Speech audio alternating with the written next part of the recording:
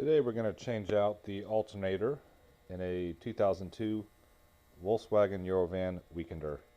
The part came in yesterday and we're going to attempt to make the conversion. Here is the new alternator out of the box,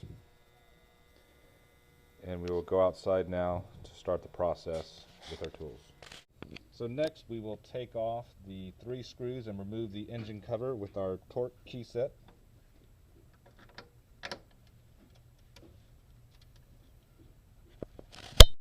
So our 3 bolts are removed, so we will now remove the engine cover. In our next step, we'll disconnect the negative battery cable. And we'll go ahead and loosen our battery cable, our negative.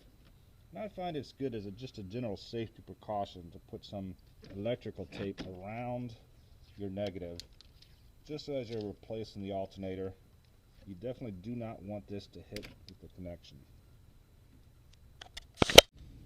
Alright, we have now removed the noise dampening insulation panel. In our next step, you want to first loosen the bolts on the alternator, but do not take them out yet. After we do that step, we will then loosen the serpentine belt. And before we do the 3 bolts, first remove the 2 wire connections and label them as needed, but there's only 2, as you can see up there.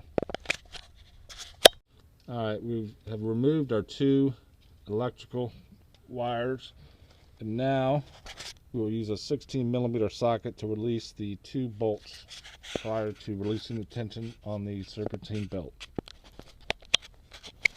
Alright, we've loosened our bolts on the alternator, so come down to your main pulley to releasing the tension on your serpentine belt, and you're going to use an M8 1.2550 bolt and insert that, and that'll release the tension.